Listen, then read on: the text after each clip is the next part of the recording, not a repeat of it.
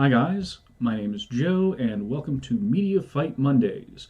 So on Media Fight Mondays, I take a fight scene from movies, TV, animation, etc. and I give them a breakdown and then I grade them based on realism and storytelling value. And this is going to be a fun one. This is the final fight between Bruce Lee and Chuck Norris, or the characters Tang and Colt from Way of the Dragon, also known as Return of the Dragon. Now, it was known as Way of the Dragon in its original Hong Kong release, and Return of the Dragon, when it was released in the West after Enter the Dragon, had already been shown. Yeah. Now, in this movie, this is Bruce Lee's directorial debut. He was also the writer for the screenplay, and he did all the fight choreography. And according to IMDb, they worked on this fight for 45 hours, which seems pretty extreme. And it allegedly took up a good chunk of the script. Now, for some background, Bruce Lee's character, he is originally from Hong Kong, and he flew out here to Italy to help out at a restaurant, and then gangsters were trying to, get money from the restaurant. So he fought back against them. And because the local guys couldn't beat him, they brought in some karate champions. He has already fought two of them before this fight. And the character Colt, played by Chuck Norris, without his famous beard, is in much better shape for this fight because he hasn't just had to fight a couple of guys. This is actually a really cool scene. They sort of had to do some renegade filming. I don't know if that's the correct term, but filming at the Colosseum, at the Roman Colosseum in Rome, was strictly forbidden. So they sort of had to sneak this in and film it as quickly as they could. That's an interesting little tidbit. The build up to this scene is really great, but we're just going to jump into the fight itself. They've actually just spent about a minute and a half stretching and warming up, which is an interesting touch. So Norris has a background in Tang Sudo. And of course, Bruce Lee originally had a background in Wing Chun Kung Fu. He's since studied other things like boxing and various kicking methods. Leading off with some sidekicks, trading sidekicks, neither guy's hitting. They're actually a little bit too far out to actually land those pretty effectively. You'll notice that something that takes away a little bit from the realism is the guy's kick ends here, but I'm still going to parry it. There's no reason to parry. He's like a foot too far away, or more than that. But it is interesting, and I like how they were shifting the camera to the perspective of the fighters. Another side kick, looks like a hook kick and a spin kick. He gets knocked down with a spin kick. You notice that he put his guard up for a second when he was sitting on the ground. So it's interesting. It looks like he started with a side kick, but when we got that cut, it turned into a front kick. So the front kick was blocked. He followed up with a punch. That was also blocked. The character Colt punching to the body, back fist, body punch. That was a hook punch to the face, followed with a reverse elbow to the body, and now a throw. Good seonage, a good shoulder throw. I don't know how much judo Chuck Norris had studied at this point. I know in his later years he did become a judo black belt. The seonage, as it's known in judo, which was that throw that he did, soenage, is sort of a staple of judo, actually. He's ripping out the chest hairs. sort of saying, okay, you got the best of me in that exchange, but you're not getting away without some damage. Um, from a practical standpoint, I don't really think that did anything. So Lee advances, throws another side kick. A round kick looked like he was selling it as if he made contact um, to the body. I mean, now that I've got the film slowed down, you can see he didn't. But yeah, okay. Let's pretend that it did, because that's what the movie's telling us. So a rear round kick to the body um, stunned him enough for him to drop his guard, got hit with a lead hook, then a rear hook, another lead hook, and then a spin kick. He falls down again. Norris is being a little cheeky here. We're seeing some damage on the face of Tang. And here we're seeing him start to loosen up. And this is sort of, hello, kitty. This is sort of symbolic of him not being as rigid and as structured as he has been up till this point. Faked back fist, guarded against his advance by raising his leg. So now we see Norris advancing. Side kick misses, back fist is blocked, spin kick misses. Although again, those were all out of range. Ooh, Lee blocked low, Norris came high. I don't think that was choreographed. He ducks under the spin kick. And the cool thing is, like, this is what the movie has decided to do. The movie has slowed it down.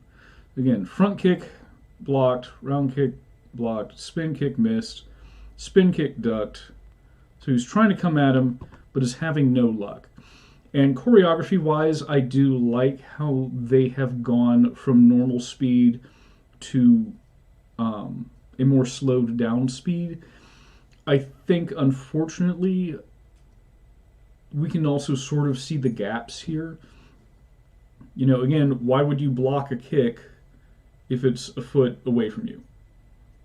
You know, if you're not in some, if that block isn't in some way, you know, causing damage to the leg or redirecting the guy to off balance him, if all you're doing is like, no, stop, you know, but that it's not necessary, and a good fighter would probably not do that. But again, this comes from seeing it slowed down. If this was at full speed, it would be harder to pick up on things like that. So Lee's character is still bouncing around, fakes the punch, jumps back from the kicks. And I know we don't talk a lot about the cats in here. I think, again, it's a pretty cool aspect of storytelling. I'm probably going to cut a lot of them out, but I like this. The kitten is playing with something, which I think sort of symbolizes that, you know, Tang Long is sort of ready to play, you know, like he's more in control of the action now.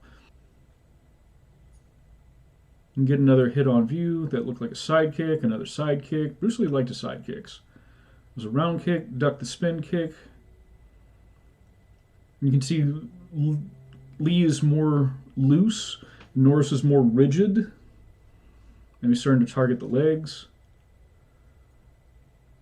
Bouncing back and forth. Ooh, nice round kick to the head, spin kick to the head lands. Leg, body, body, head, head. Again, getting into realism, we know nobody is going to stand there and take that. It's very rare that you can get two of the same strike off before a guy, you know, moves out of the way or, you know, crashes in or changes angles. You know, I think it made for a cool visual, but I think we're starting to get out of the realm of realism at this point. Front kick block, but all those punches were blocked, and that was, it's known as an oblique kick these days, to the leg. Ooh, that was nice. So he landed that oblique kick a few times, and the character of Colt, Norris, was getting a little jumpy with his leg, trying to pull it out of danger.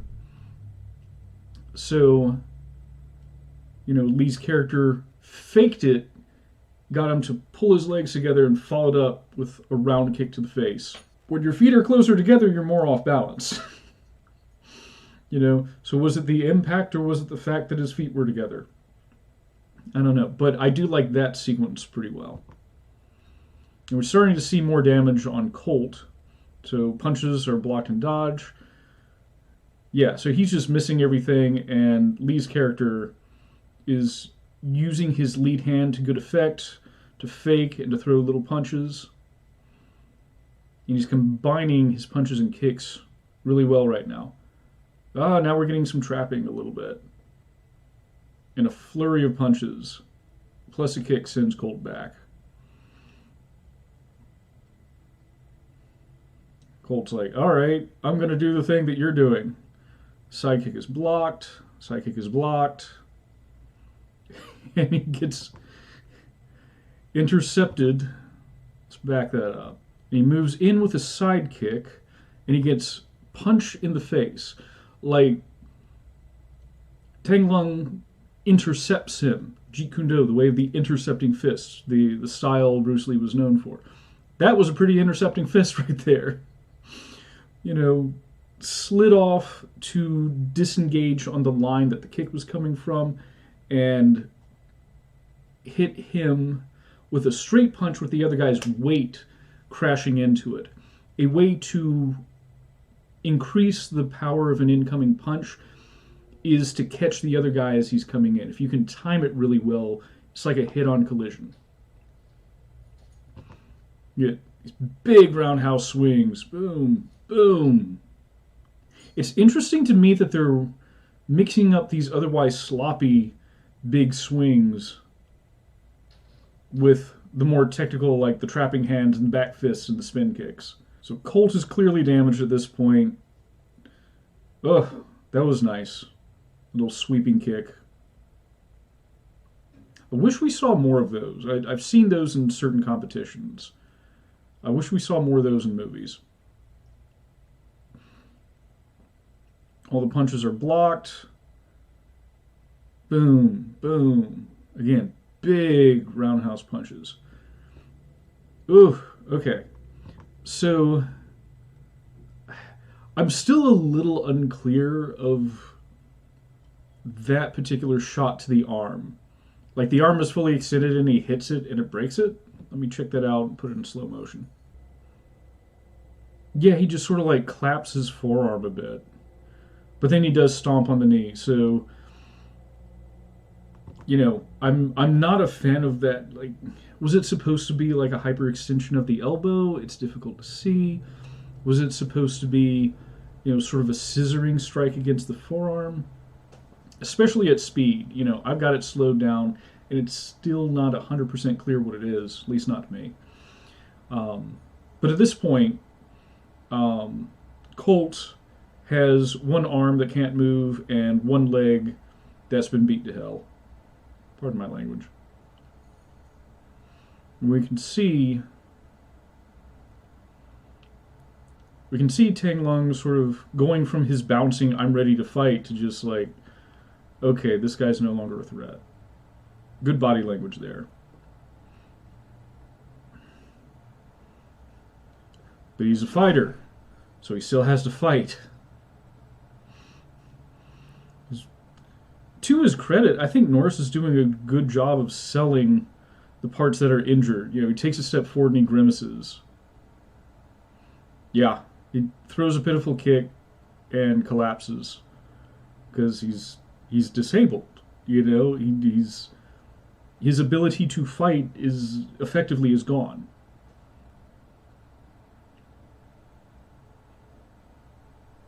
Yeah, don't do it, man. We're getting these close-ups, including the cat. And just sort of lunges, punches ineffectively to the back, and this is meant to be a neck break. And we can see the anguish and regret on Lee's face. And, of course, after the fight, Lee carries the gi top and the belt over to Colt's body and drapes it across it, sort of showing respect. This is probably one of my favorite fights of all time, in large part because of the storytelling. Um, we showed that there were sort of some gaps in the choreography. Um, you know, it, I appreciate that they worked hard on this.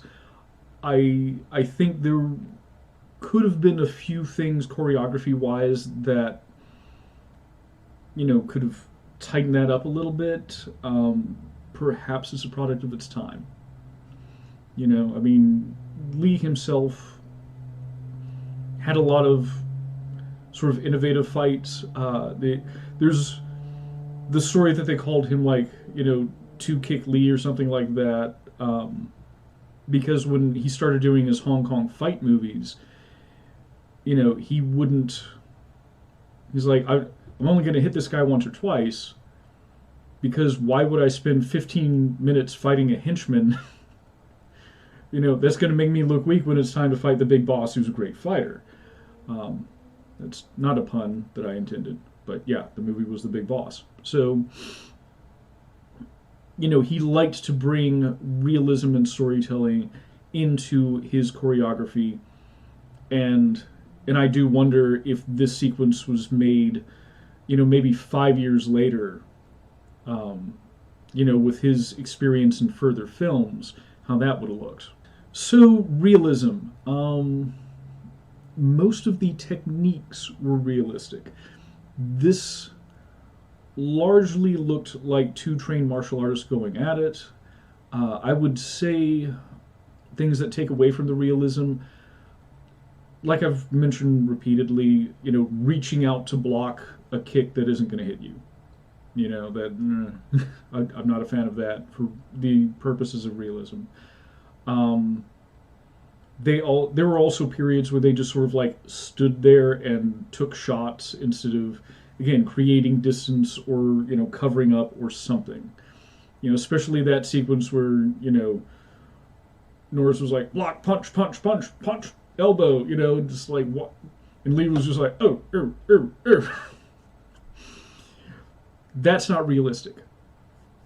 You're just not going to stand there and just get pummeled. Something is going to happen. Um, and the final like neck break at the end, I mean, you can't really do it. I think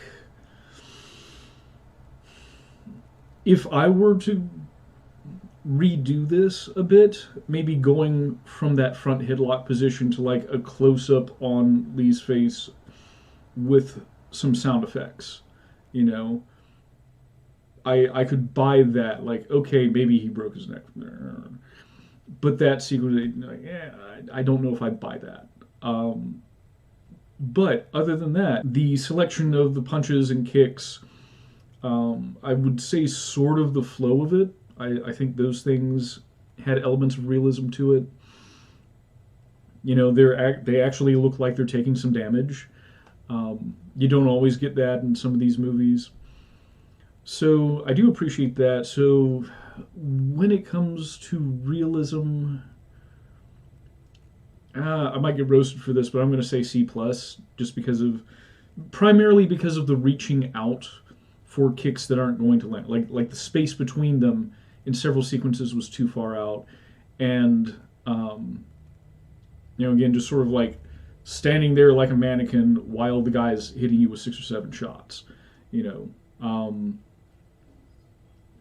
as far as the storytelling goes, I actually cut out a lot. Like if we take this from Lee's entrance into the Coliseum, you know, where Norris is standing and he gives him a thumbs down, you know, like the old gladiators. And, you know, we got to see, you know, the kitten, you know, in play, or actually it looks like a couple of different kittens, but, you know, the cat is sort of reflecting what's going on in the fight itself. And we get the buildup of, I'm going to hit you with traditional structured techniques, to, okay, this isn't working. Let me loosen up.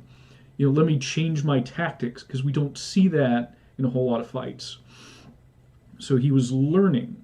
And, Lee's character was learning, like, okay, the thing that I'm doing right now isn't working. I need to change tactics. And we even saw Norris's character go, oh man, what he's doing is working better than what I'm doing right now. Let me change tactics. We saw how damage to limbs affected things. And all due respect to Mr. Norris, I don't typically think of him as being a good actor.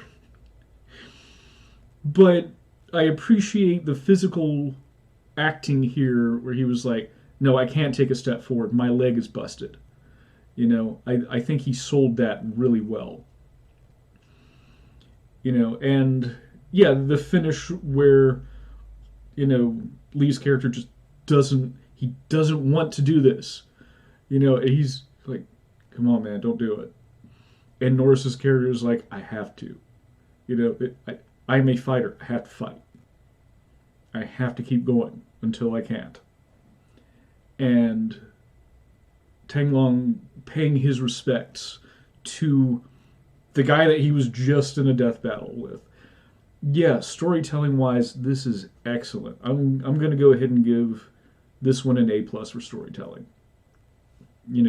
Including the build up before and the immediate aftermath. I really like this fight.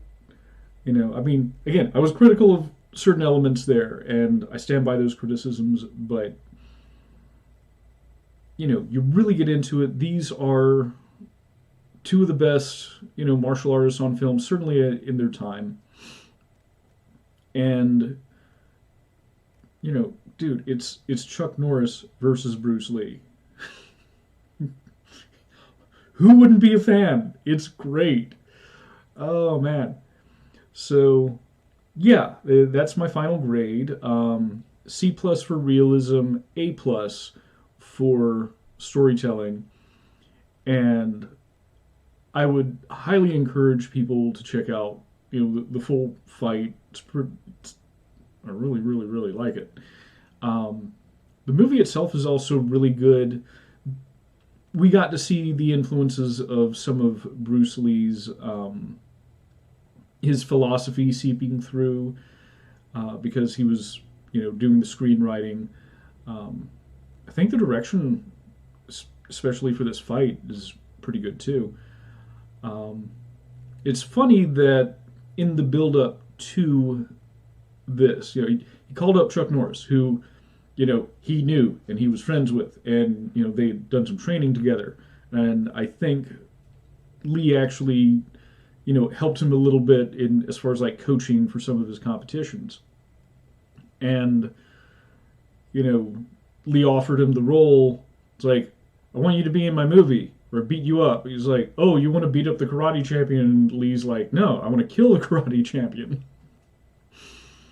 So I think that says a lot of their relationship, that they could go back and forth like that, and that, he was the guy he wanted in there, like, this is going to be a good fight. I need a good dance partner, basically. So yeah, I really enjoyed this, and that's all I have for this Media Fight Monday.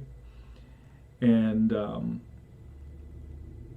yeah, see you guys next time.